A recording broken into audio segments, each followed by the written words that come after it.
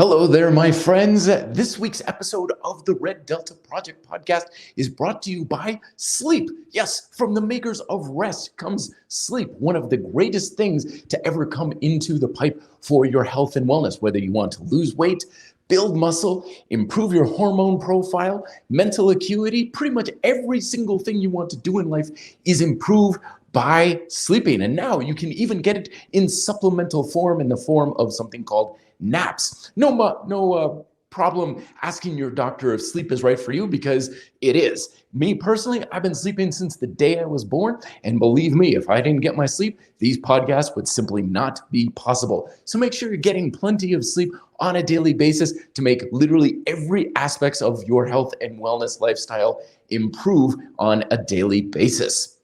All right, so welcome to the next episode of the Red Delta Project podcast. As always, I'm Matt Schifferly here, and today's topic is a very important one. In fact, this is one of those principles of how the universe works that's basically going to drop a massive atom bomb onto so much of the dogmatic rhetoric that permeates our fitness culture that is holding you back. It's holding you back in your potential. It's shackling your freedom and your control to basically live your healthy habits, diet, and exercise on your own terms. And that principle is something known as Hormesis, Hormesis.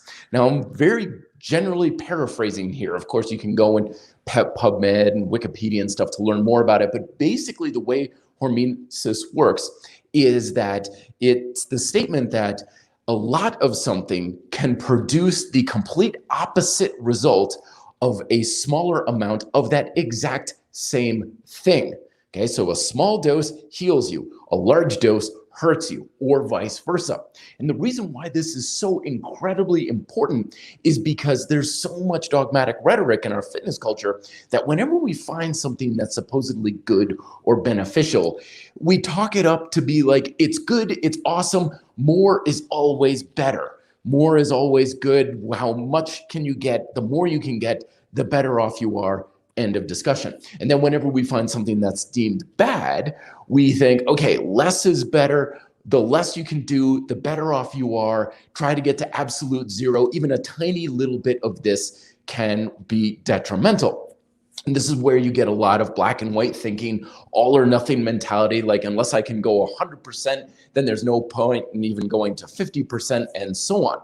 But the reason why we really want to be aware of this is because your ability to get a beneficial result from anything that we're doing in diet and exercise, from exercise to stretching to certain vitamins, minerals and stuff, it depends on the effective dose. It's not a case of more is always better, less is always better. There's always a certain point where things start to go downhill. Now, even a lot of people will say things like, well, more is better, but there's a diminishing rate of return. So you're not getting quite as much benefit from it. No. The lesson of Hormesis teaches us that not only is there a diminishing rate of return, but at a certain point, you're actually going backwards. You're going to lose muscle. You're going to get weaker. You're going to get fatter. You're going to slow down your ability to burn calories. You're going to actually hurt the very thing you're trying to accomplish. So, of course, the next question is, well, how do I know where the hell that is? Well, like a lot of things in fitness, it's a nuanced thing, and it's hard to say. It's different for everybody, and it can even change from one person to the next. Like the amount of exercise that makes you stronger and feeling great today may be different than the amount that you need next year because of circumstances changing. But don't worry too much about it, because sometimes you'll hear little things in our fitness culture saying things like, oh, if you cross this barrier or this line, suddenly everything goes catastrophic. It's usually not that black and white. Like a lot of times in the fitness or the exercise world, people were like, oh, you don't want to work out too much, cortisol levels spike. And so there was this hard line that somehow got established in a lot of people's recommendations of like 45 minutes as a cutoff point. Like 40 minutes is fine, but if you work out for like 46 minutes, cortisol is going to spike and you're just ruining your gains at that point. It's not a solid set line, right, in the sand. It's not like a border between states, which usually we imagine as well. It's one of these things that's a slow transition. So here's the thing I would recommend is that always remember that on the whole, your diet and exercise habits should be beneficial. I mean, I know I'm stating the obvious here, but it is something that we want to always keep in mind. These workouts and things that we do should make us feel good. You should feel good about doing your workouts. Your diet should give you energy. It should make you feel satisfied. It should give you the benefits you want. It's not just about, am I building muscle or am I losing weight? But on the whole, your health habits are supposed to improve your quality of life rather than compromise it. And when we start taking things too far, that's where we start getting those compromises from. The workouts feel like a slog. The ability to get results gets much harder, or we feel like we're even going backwards. We're feeling not as vibrant and energetic, or the scale starts even going up when it should be going down, right? When we feel softer, when our quantifiable metrics are going down, like we're getting far less repetitions and stuff. Now, there's momentary blips that, of course, can happen once in a while, like, oh, I've had an off week because I'm stressed at work or whatever. But when we have chronic downgradings of the results that we're trying to get and our experience as a whole starts going down, chances are very good we're going in the wrong direction.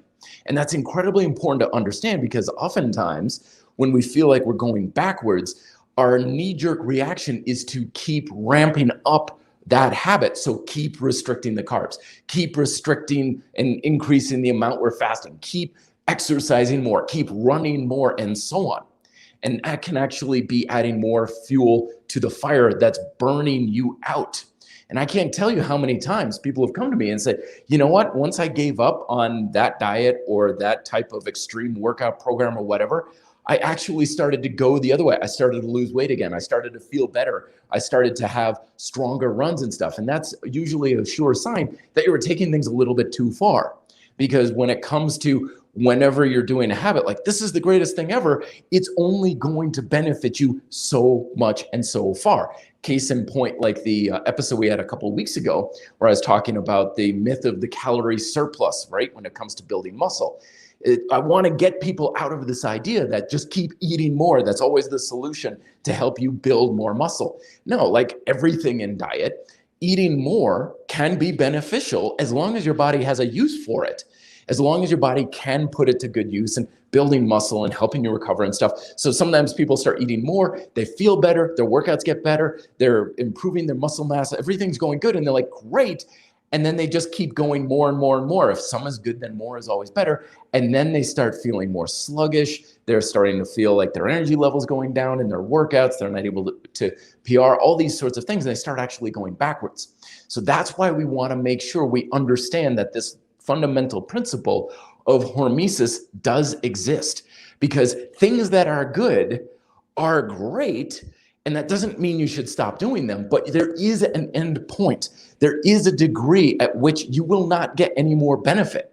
Let me give you one more classic example that I run into a lot in my world here, where it comes to strength training and working out in gyms and stuff, where athletes will sometimes come to me, and they're bikers, they're martial artists, right? And they do some sort of sport, and they start doing some workouts in the gym, and their performance starts going up. And they're like, this is great. So they go from working out twice a week to 3 times a week to 4 times a week to 5 times a week. And they start ramping things up, and their workouts get longer and longer and longer, and they're adding exercises.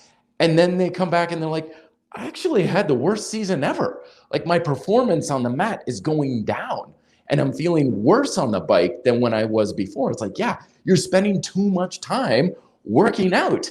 You're burning yourself out. You don't have unlimited resources, physical, mental, or emotional resources to just keep pouring into more workouts. I had a guy one time I was training, he was a big BJJ guy at a big tournament coming up, and he was so burned out. It was so obvious. Like it took him everything he had just to go through a regular BJJ class. It's like, I'm so tired. I'm burned out like crazy. I'm like, you need to stop working out.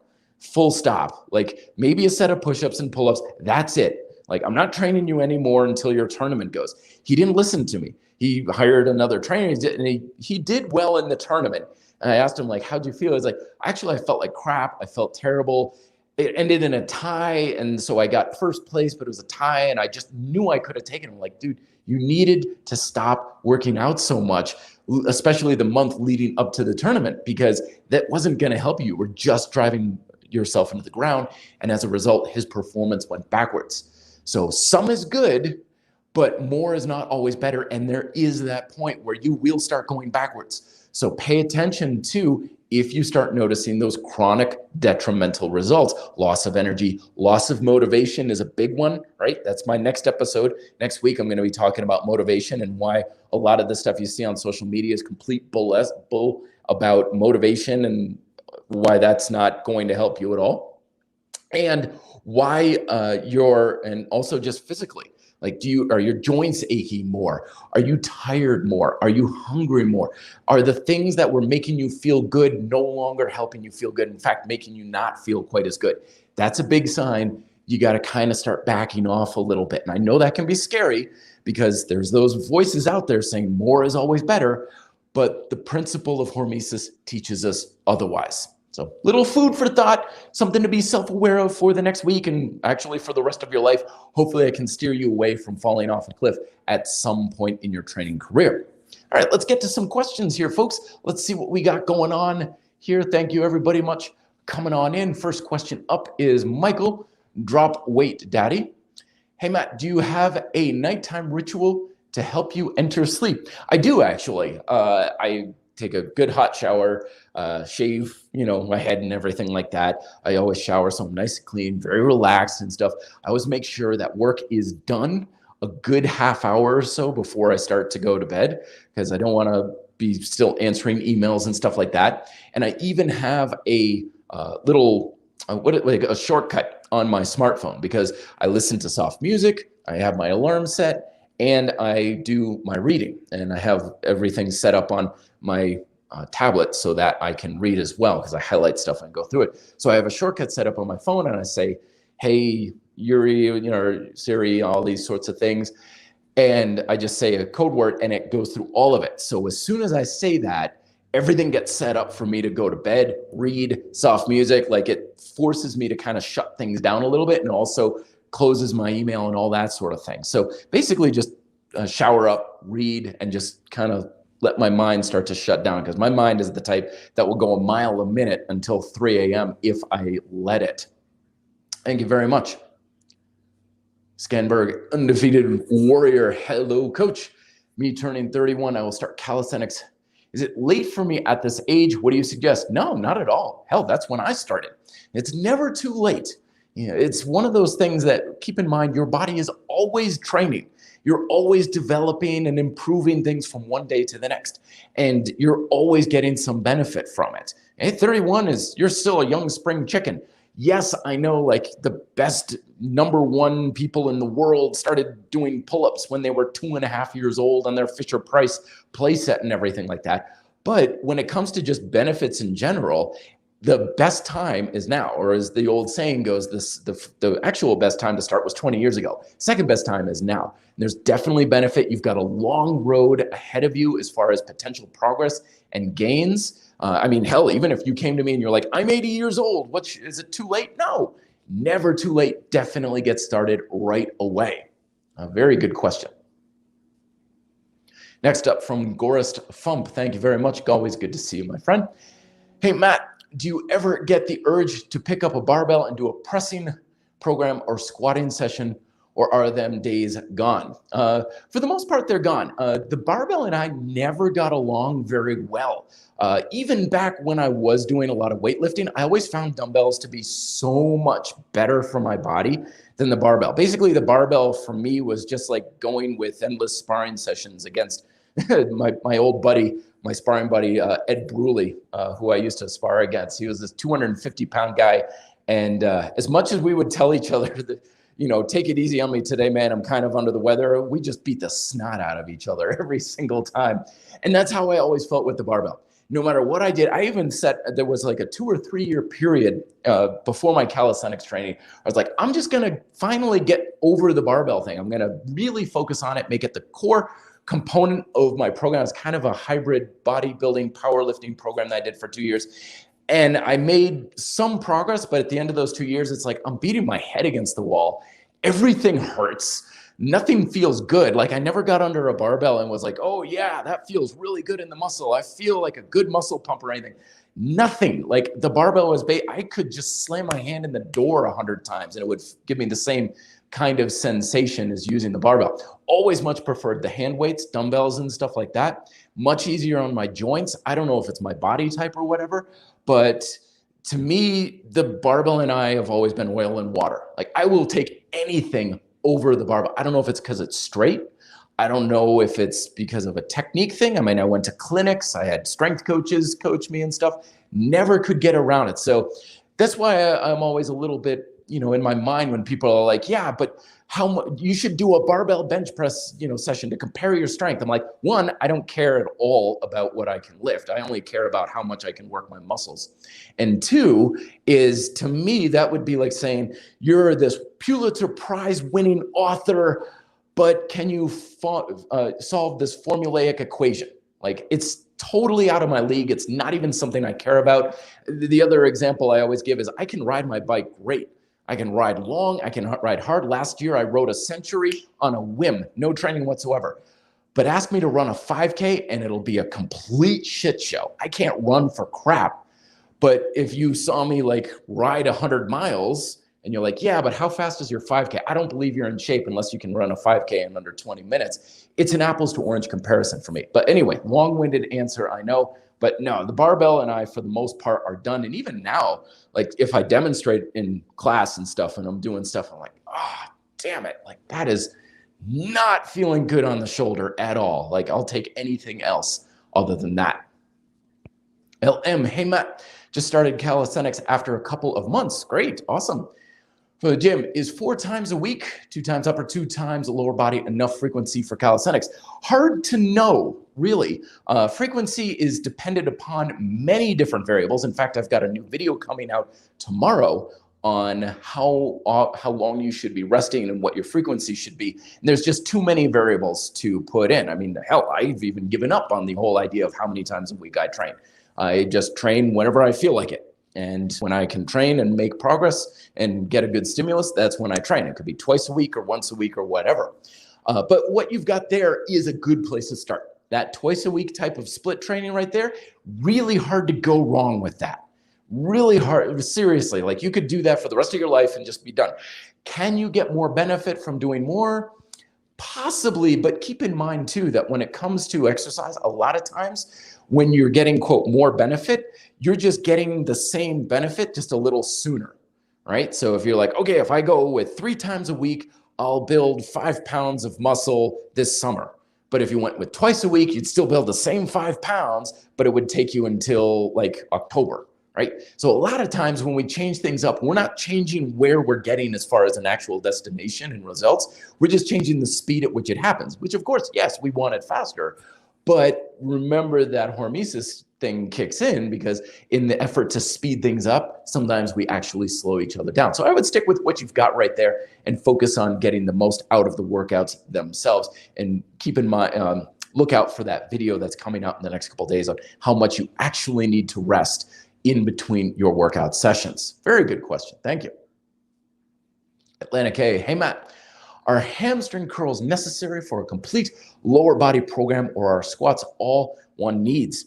If I skip them, will I create imbalances? There was a time when I did say and believe that squats were all that you really needed, and you can get a lot out of squats for sure. But the research now that that's come out that I'm aware of largely has suggested that it is good to still get a little bit of something in for the hamstrings because the squats, depending on how you do them, may be very subpar for the hamstring development. Now, what I would say is the squatting movement pattern can be modified. So regular squats, bilateral, 2-legged and stuff may not be quite as much for the hamstring as you need. However, if you use things like walking lunges or reverse lunges where you're stepping back and then pushing yourself up, that can be much more effective for your hamstring development. So it's the same squatting movement pattern. Hips are still getting closer to the ankle. But if you have more of an emphasis on pulling yourself up and forward, that will get the hamstrings more. But I really do believe that, especially with a lot of our sitting and our sedentary culture and stuff, some of that posterior chain work, hamstring focused stuff is just very beneficial. It doesn't take a whole lot of time. Things like the hamstring curls on the TRX or suspension straps or hip extensions on suspension straps. I just put out a video yesterday comparing Nordic hamstring curls with suspension hamstring curls, and why I think there's not even a contest. Suspension hamstring curls blow Nordic curls out of the water big time.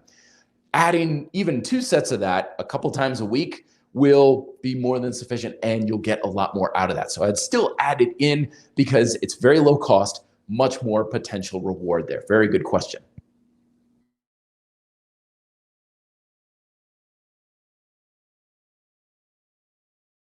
You lose muscle. Yeah, it's something that you do want to consider, but it's not running. Okay, it's again boils down to the fact that you have finite resources, right? Building muscle takes a lot of resources, takes calories, takes energy, takes emotional motivation, mental focus, all these sorts of things, right? So anytime that you introduce anything in your life that can create an interference effect by basically taking up some of those resources can compromise it. But it's not running. It's not a special type of exercise. It's not because it's cardio or it's catabolic or anything like that. It could be anything in life. It could be having a new kid in your family, right? It could be stress at work, right? Nobody ever said TPS reports will compromise your ability to build muscle, but it works on the exact same principle of it's taking resources that you could otherwise put towards productively building up your body. So again, you be aware of it, right? Will you lose muscle if you go out for a run or do a 5K charity race? No, don't worry about it. By all means, run. But do be aware of if other things in your life and activities that you're doing are compromising your energy and your motivation and your other resources away from the things that you need to be doing in order to build up your body. Be aware of that sort of thing, and you'll be able to put the tilt the scales much more in your favor. Great question. Awesome. JRS, always good to have you here. Hey, Matt, I have good gains with calisthenics, but I can't grow my forearms. I have skinny wrists. What do you recommend for forearms? Well, it depends on what part of your forearms, because it's the anatomy of the arm, okay? There's really, as far as the actual wrists themselves, there's really nothing there to grow. There's very little muscle in it. To a degree, it's genetic too. Some people, they'll have more in their muscle in their forearm nearer to their elbow. Some people have a little bit more towards their wrist, depending on just your genetics. But I'm the same way. Like my wrists, really, really, really small, tight. I've always worn like watches and stuff on a really low setting, really tight setting and stuff. So as far as the actual wrist, there's not a whole lot you can do about that. You basically have the genetic cards you've got. Forearms, though, can certainly be built up. Anything that challenges your grip challenges your forearms, because your forearms are largely grip muscles. So use grip exercises, towel hangs, wrapping a towel around things like pull-up bars, using like fat grips or just big fat handles on things that you've used in the past. Anything that challenges your grip is going to help you build up those forearms. That's what you want to be looking for. Very good. Awesome question. Let me go back here, see if I can miss anybody. Let's see. Lightning 89. Hey, Matt, I love sweets such as cake and cookies. I'm currently dieting. Is it possible to incorporate these into my diet and still make progress? Absolutely. Of course. Yes. You can eat almost anything to some degree and still make progress, but it does depend on to the degree that you're going for. The more extreme you're trying to get with your result, the more extreme you have to get with your diet. That's why I'm always saying diets are for amateurs or professionals. If you're trying to get into the type of shape where you're going to step on stage, you've got to be incredibly super ultra mega strict for your diet. But of course, people who are doing that saying, yeah, I only need to do this for like 2 months or 6 months or whatever, because after the show, they don't do it anymore. Keep in mind that the vast majority of people who are lean still eat junk food, okay? The vast majority of people who are lean still eat cookies and cakes and everything like that. I think there's this idea in our fitness culture that people who have abs like never eat that kind of food. I did a video tour almost a month ago of like, hey guys, here's my kitchen. And the number of comments of people saying like, I can't believe that you have ice cream in your freezer or you eat like a regular person. I'm like, what did you think? I was just subsisting on kale chips and white rice and chicken? Like, no, of course not. I used to do that. It sucked because again, that law of hormesis came in. And once I started to eat like a quote unquote normal person and had more regular foods that had more calories to them, I was much better off. So that's the case here, is chances are the cake and the cookies and stuff can be beneficial when eaten in a beneficial way. We keep blaming food in our fitness culture, like this food causes this. It depends. If you smack your thumb with a hammer, don't blame the hammer. It's you that's messing up. So a lot of it depends on portion sizes, okay? How many cookies? Like 1 or 2 cookies, like little Chips Ahoy things, and you're like, that was good. I enjoyed that. Okay, I'm good. That's healthy. That's a part of a healthy diet. If you've got a little bit of a sweet tooth and you take some dark chocolate or a couple of spoonfuls of ice cream to take the edge off, and you're like, I'm feeling good, and you're not binging and stuff because of that, that's a healthy use of those foods, right? But if you're the kind of person who's like a pint of Ben & Jerry's and you plow through the whole thing and can't help yourself, that's an unhealthy use. That's what Hormesis teaches us, that the same exact food can be healthy or unhealthy depending on how you consume it. So that's why a lot of the rules of healthy eating here at the Red Delta Project are not about eat this, don't eat that. It's how do you eat this in a healthy way? And of course, that's different for everybody. Check out my book, Fitness Independence, for more on that, or of course, the dietary portions for smart bodyweight training, grind style calisthenics. Basically, I have the same basic ideas in all of my books, but the bottom line is you want to have enough that you enjoy it and it satisfies you, but not so much that you're overeating, you're overloading your system with too much sugar and calories and stuff, and you just are eating too much of it. And that's going to take a little trial and error, but yes, it's most certainly possible to incorporate those things in a healthy diet. I sure as hell do. You know, I have ice cream pretty much every single night and stuff. I've got some dark chocolate in my freezer that I had right after lunch. All right, moving on. Prin Bird, do you have recommendations for working around shoulder injuries, AC joint, bicep tendon apathy, so on and so forth? That's definitely a good question for like a physical therapist, especially things like the shoulders. Like there's a lot of pieces in there. There's a lot of parts. There's a lot of bones. When you consider all the joints that are there, there could be different ligaments, tendons, there's bursitis. There's a number of things that can go on. So for the most part, don't do things that hurt. Obviously, you let pain be your guide. I'm speaking as someone who's had a lot of chronic joint issues, especially in my right shoulder, partially due to that time when I was trying to be so gung-ho on barbell training. Seriously, I can't even bench press an empty bar right now without it hurting. But the hands-on is the best way to go because you want to know exactly what's happening and exactly what's going to make that problem worse. Everything's like on a hair trigger, especially with the shoulders. Like you could be lifting this way and then literally turn your shoulder a couple degrees and suddenly the pain's gone. So you want to really get dialed in on exactly what's going on so you know exactly what you can and should be doing. And if at all possible, get rid of the pain. Like don't be one of these people who just accepts that they've got pain. Just fix whatever is wrong if possible so your shoulders are absolutely bulletproof. Thank you very much. Let's see, more questions here. Mariano, excuse me. Hey, Matt, the thought of grind style calisthenics. I see that it wisely approaches the ideas of how to develop in martial arts. Patients learn to listen and manage your body. Absolutely. I was a thing I saw on Instagram today. It was like, what's the best exercise for building muscle? Best exercise? Patience. Patience is very key. Now, a lot of times people will go on one side or the other. They'll be impatient and they're like, I need to make stuff happen real fast. How come I'm not building muscle even though I've been working out for like 24 hours? There's that one side. But on the other side, you've got individuals who are like, yep, been working out for 5 years. Nothing good has happened yet, but I'm sure it's going to happen if I just stick to it long enough. You don't want to be taking that route either. You should be having some sort of benefit, some sort of progress from 1 week to the next on a weekly basis, right? And a lot of times it's subjective too. Like these push-ups are just feeling stronger, or my shoulder feels more stable, or these dips aren't as shaky when I do them on suspension straps. Something better. You always want to be looking for and trying to improve what you're doing in some way, shape, or form. And so kind of be impatient in that regards. Like be hungry for something to improve on a weekly basis. But at the same time, yeah, a lot of times we greatly overestimate what we are capable of. I tell people all the time, what you think you can do in 5 weeks is actually something that's probably going to take you closer to 5 years.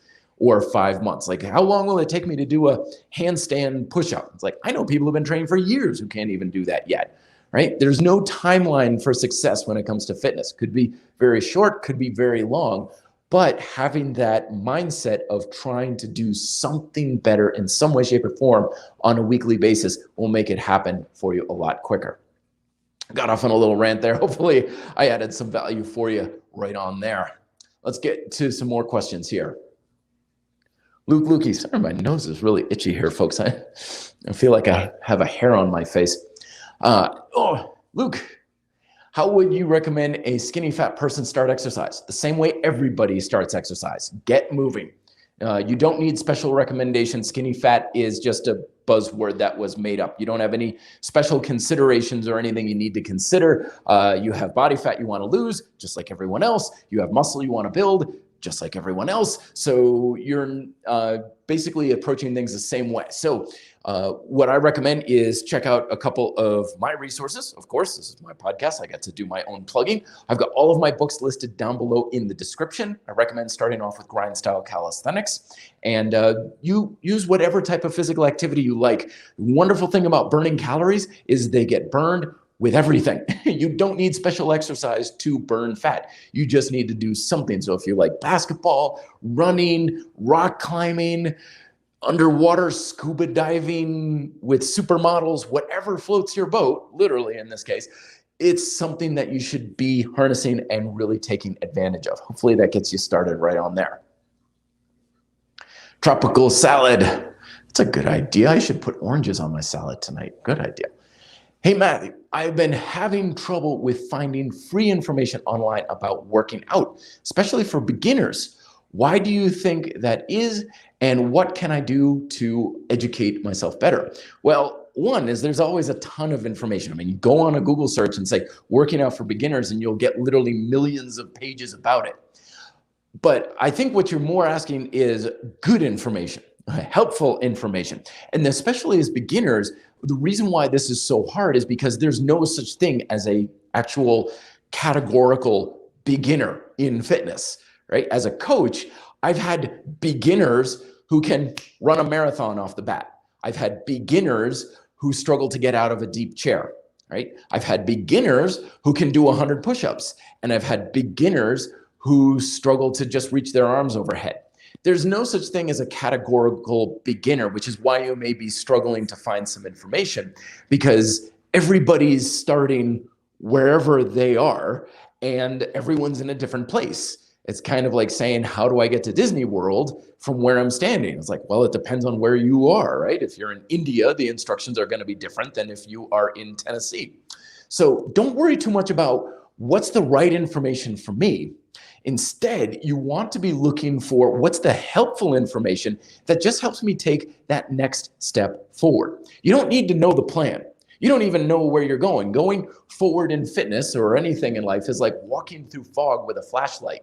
You can't see 100 miles ahead. You may not even see 100 feet ahead. You can only see to the extent that your beam illuminates in the darkness. But that's all you need to know, because once you cover that next 20 feet, then your beam will extend to the next 40 feet, and the next 20 feet, and the next 20 feet. And that's how you go the full distance. You don't need to know the whole plan. You don't even need to know for sure. You just need to take that next step. So again, I recommend my own books down below. Grind Style Calisthenics is a good place to start. And whatever you do, don't second guess things, right?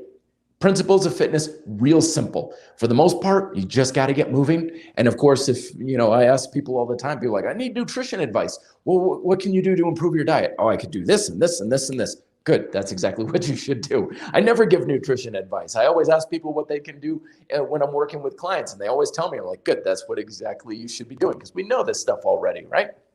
Best of luck with that. And also, DM me on Instagram too, if you have any specific questions as well, if you like. Gora's Fump back in the house. Hey, Matt, a friend has a bummed lower back. Said he was trying to build his legs purely with wall sits. Thoughts? Oh yeah, not too uncommon. Not too uncommon at all. Remember, the lower back acts like a joint. It's not a muscle group so much as it's like your elbows, your wrists, and your knees and stuff. It's a symptom of a bigger problem that's not being addressed. Now, I would bet money that when he's doing those wall sits, he has an interior pelvic tilt. with his pelvis. And that's kind of a natural thing for a lot of people to do with wall sits because that drives the tailbone in and it's a little bit easier, right? So we've got that anterior pelvic tilt. We're essentially pinching our lower back. If he's doing that chronically, he's building up that habit. Then when he's standing and sitting, he's got that pelvic tilt. He's just crushing his lower back like crazy. So what he needs to do instead is, of course, go the opposite direction. Start developing a bit of a posterior tilt. It won't be posterior tilt. It'll actually be neutral, but to him, it'll feel like a posterior tilt. Things like the cat-cow exercise from yoga when he's on the floor, planking, or just simply standing and just kind of tilting the pelvis up, getting the abs to be strong. Lower cross syndrome is the more technical term. That's when your hip flexors are tight, your lower back is tight, your glutes and your hamstrings are not in charge. They're not doing much, and your abs are basically out of the picture as well. So that's probably what is going on, assuming he doesn't actually have a structural issue like a slip disc or something, in which case definitely should be seeing a doctor. Colin C, great questions tonight, folks. Thanks very much.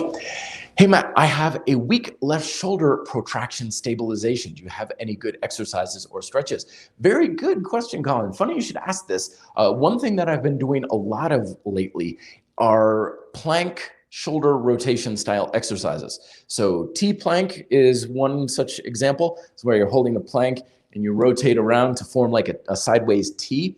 It's a little easier if you're doing it on your forearm. So you're on your forearm and you basically just rotate around, you know, and it's a very good core exercise, but it's getting that shoulder blade to stabilize and to have the strength and awareness to mobilize your scapula as well. It's a very good exercise for those out there who have a wing scapula when you're doing push-ups. That's also very helpful. I'll try and put a video on the Instagram over the next couple of days demonstrating it. But basically, it's just you're doing a side plank on your forearm, and you just rotate your body around, and you're rolling around that shoulder. Very good for learning shoulder stability and scapular strength as well. Works great, and it's also very easy on the joints too, or at least it should be. Always remember my motto: we never do things that hurt. If it hurts the joint, you don't do that. And then you figure out why it's hurting and address that instead. Joseph, thank you for the question. Hi, Matt. Do you think the idea of improving neuromuscular proficiency is too abstract for many people and is harder to internalize as an important part of training? It can be. This has always been my challenge over the past several years, especially as a coach and a trainer. When I started to become more aware of neuromuscular proficiency, it's like, how do I get this to be something I can teach it? Because it's kind of like if you took a bite out of an apple and you're like, okay, yeah, taste this way. And I'm like, no, you're not tasting it right. You need to taste it differently. So you're literally trying to change the sensation of the exercise, something only you can experience, something only you can feel. And a lot of times when we're lacking that neuromuscular proficiency, we're numb to it. So how do you work on something you can't tell? Right? It's a very, very hard thing to get around, which is why I really like overcoming isometrics, because isometrics is the ultimate hack for neuromuscular proficiency. Before that, I had all sorts of other exercises that worked okay, pretty well over the course of several months. Isometrics takes that whole process that's sort of happening over a long time, and it makes it very quick, very easy, and extremely obvious. Right? So that's why I think, and it's one of those things that once you understand it, once you've experienced it, you're like, oh, now I get it. Right? It's kind of like when you're growing up where you're like, oh, I don't want to kiss, girls have cooties and all this sort of thing. And then those hormones kick in and you get your first kiss, and suddenly it's like, oh, suddenly all that stuff about mushy love songs and everything makes a lot of sense. It's the exact same thing. Once you experience an improvement in neuromuscular proficiency, the clouds part, the light comes down, and you're like, suddenly everything I know about exercise is completely different. And the way I approach it and everything. So you just got to get it once. You just got to improve it once. And then you can apply that type of feeling and sensation to the rest of your body. And again, overcoming isometrics, I think, is the best way we can do that. Bottom line. And yeah, plug it again. Check out my book, Overcoming Isometrics, in the description for more information on that. Speaking of which, Joseph says, just read Overcoming Isometrics. Thank you very much for the support. The other day, awesome read. I ordered an ISO trainer right away. Good job, man. Taking action, my friends. Remember that at the end of the day, like watching me spew here on my live streams and my YouTube videos and stuff like that, that's great, but nothing happens until you roll up your sleeves, figuratively speaking in this case, and actually take action. A lot of my YouTube videos have gotten a lot shorter over the past couple of years, just like my workouts have. People are like, how come your videos are so short? Like other YouTubers that are 10, 15 minutes, my videos used to be that long. And now I'm like, what in the world did I do for 15 minutes? What the hell did I talk about? As I'm going on 40 minutes here in this podcast. But the fact is, when people are like, why is it so short? I was like, because nobody ever got in shape watching YouTube videos. No one ever got 1 ounce of success listening to podcasts like this. The whole point of these podcasts and my YouTube videos is to give you an idea, to give you a direction. Try this, look into this, try this tip, right? Then you apply, and it's in the application where you're really going to learn what you need to know. It's in the application that you're going to gain experience. And all the information on the entire Red Delta project, right? I've got thousands of videos. I've got hours, weeks of audio for these podcasts. None of it will help you one tiny itty little smidge of a bit. But the second you get down on that floor and you start doing those rotating side planks I was talking about, or you take those iso trainer and you do a row and you feel your back light up like a Christmas tree, in that 5 seconds, you're now training. And you're going to be getting some benefit from that. You can accomplish more in 5 seconds than in 5 years of just listening to me flap my gums. So that's the biggest thing that people are missing is go, take action, do something. That's what really gets the benefit and what's going to teach you the most too. Lou, good question. Why do you feel that the majority of trainers shrug off isometrics when they know they work? Well, it's an understanding thing. They don't know they work to a large degree. I mean, we trainers, we're like anyone else in the field of fitness and business and stuff. We want to find stuff that works really well, right? And a lot of times we form opinions that are not based on experience. This is why I always say an opinion that's not based on experience is just a guess. And I even mentioned this in my latest video when I was talking about Nordic curls versus suspension hamstring curls. And I'm doing the Nordic curls in the video. And I said, hey, full disclosure, I've probably done a total of maybe 20 Nordic curls in my entire life. I have very little experience with it. Therefore, I do not have enough of an experience to have that much of a valid opinion on it. But the points that I made in the video were based off of what I have from experience, my limited knowledge. And when I watch it, it's like, okay, how do the pieces all fit together? And what's my opinion on it? I think it's valuable. I think it's very good. But a lot of people who have opinions on isometrics that are negative never have done them or never have used them to a serious degree. They maybe try them like a little bit and they're like, yeah, whatever, okay. And that's it. The other thing too is a lot of times people are using isometrics and they're trying to get the same sensation or experience or results from other exercises. And this is one of the biggest mistakes that we make in fitness is we compare apples to oranges. We bite into the orange and say, this is the worst tasting apple in my life, right? It's because we think we can get X from doing Y. But remember that everything in fitness is specific. So again, when people are like, compare calisthenics with weightlifting, it's like, why? Like they're different modalities. Yes, there's strength and there's a lot of carryover between the two. But it's like saying this cheeseburger tastes great. How would it compare to lasagna? Like, dude, no, you're not even in the same hemisphere here. And so when people often look at isometrics, they're coming from a dynamic strength training, weight training background, and they're taking that knowledge and experience and they're applying it to isometrics and saying, can it be the same thing? And of course, it can't be the same thing because it's different. In many ways, it's vastly superior. In many ways, it has its shortcomings and it's not going to be like dynamic strength training. So when we try to make things the same, we think that if it's not going to be the same, it's got to be worse. But it's not supposed to be the same. You eat that orange, it's not supposed to taste like an apple. You're not going to bake apple pie with oranges. you're going to make citrus salad or tropical salad with oranges. That's what it's for. And when you understand what things are actually for and apply the tool for the right application, then it's like, hey, this is great, as well as this other thing. They're both great. Now I know how to use it and get even better results. Hey, Felix Yap is in the house. Always good to see you, my friend.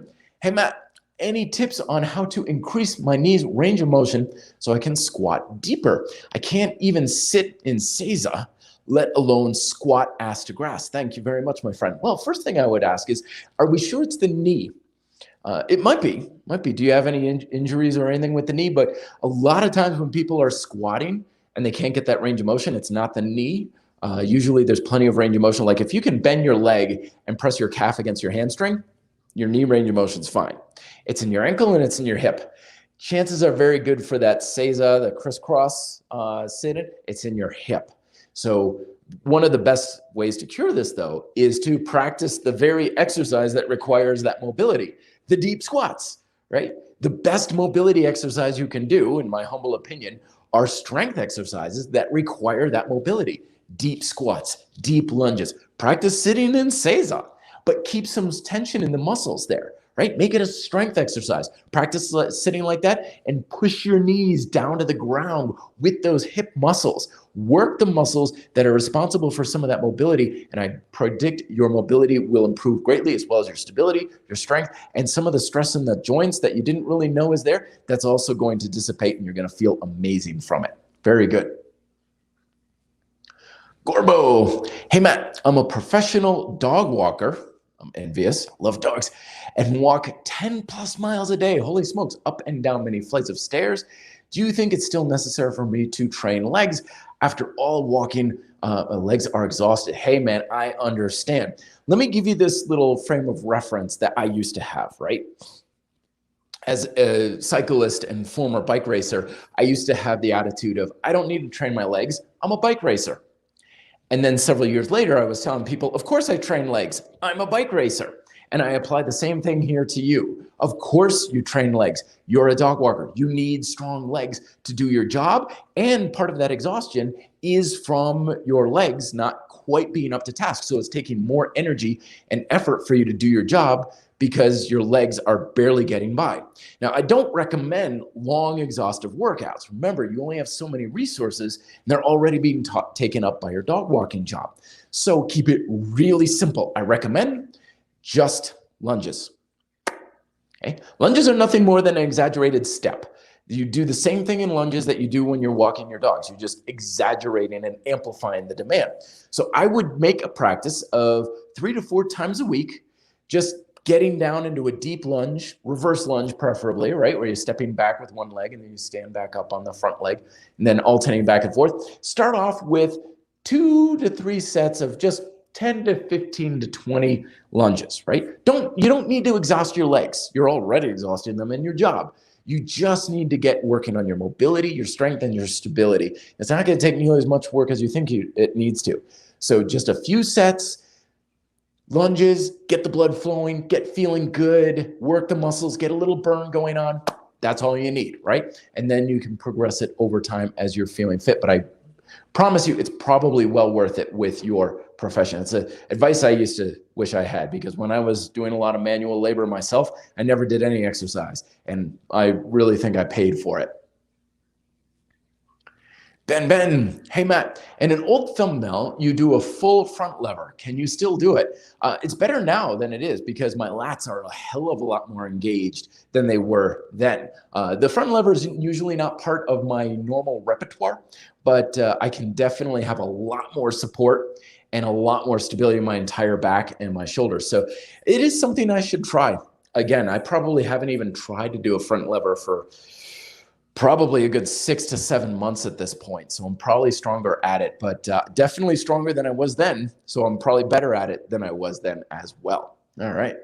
Fantastic. Good questions. Let's see what else we can do. Excuse me. Gotten a couple times. Dog walker. Let's see what other ones I missed. I know, Fast and Furious. Let's see. See, asking for more clarification on neuromuscular proficiency.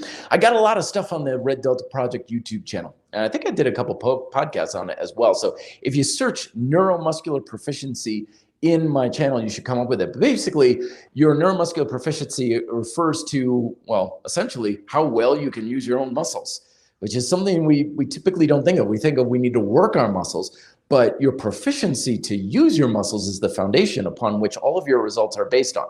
Whether you want to build muscle, be stronger, improve your sport, your neuromuscular proficiency is the foundation of all of it. And if you do not improve that neuromuscular proficiency, nothing you do will improve things, or nothing will work very well, right? So this is when people are like, I can't build muscle, I can't get stronger, I can't. Usually a low neuromuscular proficiency is to blame.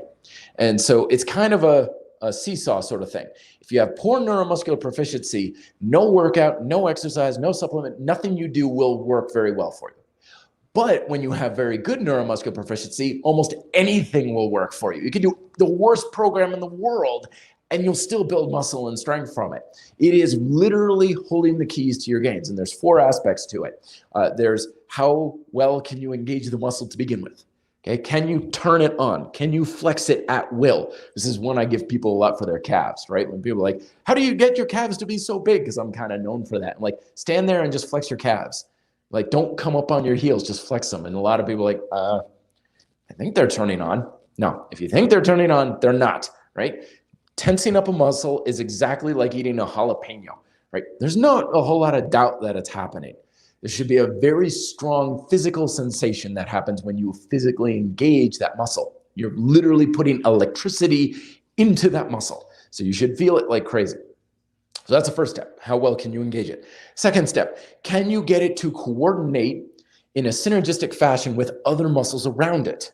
Okay, so you can maybe get your bicep to work great, but your shoulder and your traps and your lats and everything are completely out to lunch, or they don't work together very well, which is why your pull-ups still suck, right? You've got to get all that stuff to work together as one cohesive unit for your stability, your mobility, and your overall strength.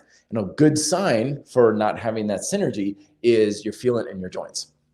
Then once you've got synergy, then it's about how much tension can you get in your muscle, AKA your strength, right? This is how hard you can contract a muscle against usually resistance or just contract it in general. And then the last layer is how long can you contract it for? So each of those is layered on top of each other. It's a hierarchical thing. You can only have endurance to the degree of your strength. You can only have strength to the degree of your synergy. You can only have synergy to the degree of your engagement. So if you're missing one of those lower layers, you cannot build the bigger ones on top of it. It's physiologically impossible. So that's why grind style calisthenics is built the way it is. Every workout works on all 4 layers in exactly that order in order to ensure you don't have those weak links that are holding you back. Okay? And they're also the perfect warm-up. They're the perfect sequence. They make you feel amazing. It's all great. So when you work on those in that order, in that synergistic approach, a holistic approach, you're building all of them and everything comes up. But if you're ignoring or neglecting the engagement, the synergy, or the strength, then you're going to be handicapped like forever. It's never going to get better. And I know I sound like a broken record, but the fastest and easiest ways to improve your neuromuscular proficiency, overcoming isometrics. By far and away, the best way to improve neuromuscular proficiency as quickly as possible, which is why I'm so bullish on it, because it's easiest, it's the fastest, and it's the most effective by far. Okay. All right. So anyway, let's get to a couple last ones here real quick. Hey, Casey Blonde. Always good to see you, Casey. Thanks for coming on. Hey man, when I do dips, no matter how deep, my shoulders instantly shrug. Any thoughts? Very common problem. Going to make a video on this very shortly. Basically what's going on is you don't have that synergy and the stability and the engagement in your back. Okay, so you don't have your shoulders packed is basically what's going on.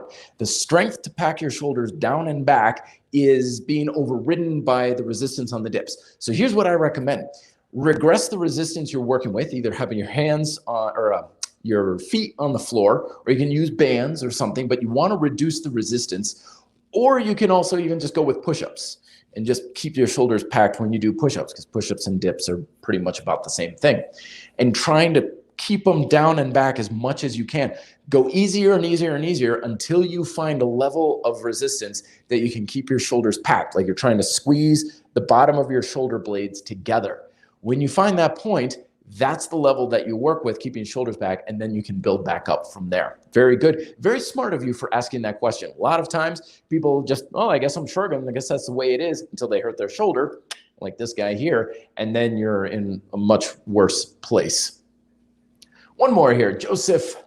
Hey, Matt, what time can I expect this podcast in the future? 3 o'clock, 3:30, 7 o'clock? Depends. It kind of does depend. I'm still trying to figure things out a little bit right now. My schedule got thrown into a hell of a tizzy over the past couple of weeks, so I'm trying to find a place where it can land. Right now, Wednesdays around 3 or 3:30 is where I'm trying to keep it. I'm even toying around with a potential weekend time. I just want to make it as accessible to as many people as possible. But the late nights weren't working very well for me. Probably going to still be around this time. I'll keep you posted. And again, the Red Delta Project Instagram channel is where I always put the tiles up for when it's going to be happening later that day. So you'll have plenty of notice on when and where it is happening. So make sure you're following RDP's Instagram channel, and that will be there. Also, Grindstyle Calisthenics Facebook group. Trying to think of it, and Twitter, Red Delta Project Twitter as well. I always let those things go on as well. So, all right. Oh, Wolfie Dragon. Oh, it's so good to see you, my friend. Thank you very much for coming on. Hey, Matt, liking your micro workouts book. Thank you very much. Was going to say, will just pull-ups, dips, pistol squats be all you need to build muscle, as you can do different variations? It's a great question. To a large degree, yes.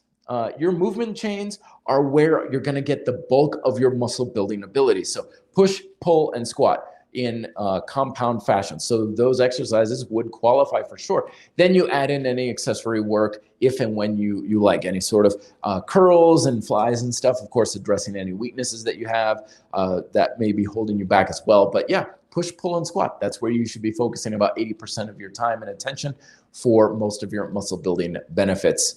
And again, more videos coming on that as well. So thank you very much for coming on, folks. A pleasure as always. Next week, still planning on doing the same thing here. Next week, about 3 o'clock Wednesday, Mountain Standard Time. And that episode, again, is on basically why almost everything out there on social media about motivation is complete bull, and what you can do to basically tap into almost unlimited motivation for your workouts and your dietary habits. Till then, I'll talk to you next week. Till then, be fit and live free.